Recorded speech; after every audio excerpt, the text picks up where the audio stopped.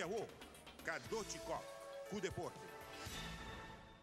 Bom, Ronnie, wat op een serie we, eigenlijk de smiles so eigenlijk bij Argentina die ayer acaba. Pero tasina ko el mundial de fútbol aqui tá focus ko nós tem vários jinetes e Amazona na Pereira participando em campeonato mundial. Nós vamos lograr bom resultado quando o país tem uma quantidade grande de participantes. Alina Mansur a lograr ouro em categoria de 21 para 24 anos. La selección de Aruba está uno hobby chiquito comparado con otro grupo, nosotros solamente 16 muchas, pero así en mes nos habíamos 3 medallas de oro, 1 medalla de plata, un quinto puesto, un cuarto puesto y un tercer puesto.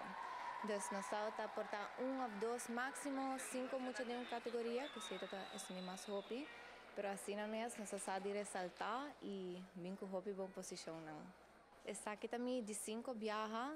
Tour viaja a 20 que más mijo e puesto na queda subir pe na o alla firma logra medalha de oro. Alina a competir contra 17 outro Amazonas e está logra ouro. Tem 18 participantes de minha categoria, de Puerto Rico, de Colômbia, de Venezuela, de Santo Domingo, de Corsol e hasta uma mulher de Alemanha. A mim é a única mulher de Aruba que tem a categoria A, então basta fuerte, pero no se logró. Trainer Igor Koch también con dedicación y sacrificio. Bota logra. Bueno, en Colombia, la provincia no estaba tan fácil. Pasó el participante estaba tan hobby, bom preparado de todo el mundo. Y ya manera de desventaja que siempre no está ahí, pero que nos vaya boa, que nos no conoce caballo. En cambio, andan está treino con caballo en caballo boa. Que ahora nos llega, ahora nos está más o menos 20 minutos en total para treinar caballo. E assim também só está logra, né? Nós vai dar uma revanche também para na aprender mesmo muito bem a ganhar com a queda de plata ali, né? A nossa bem back pele, nossa queda de ouro aqui na. E ela estava na aprender, ela bem sem treino e ela chega na. E a outra ela bem, depois de sua escola, ela treina turma ainda duro. Afinal, como se sente cansaço, é que é igual, me chega treina mais água.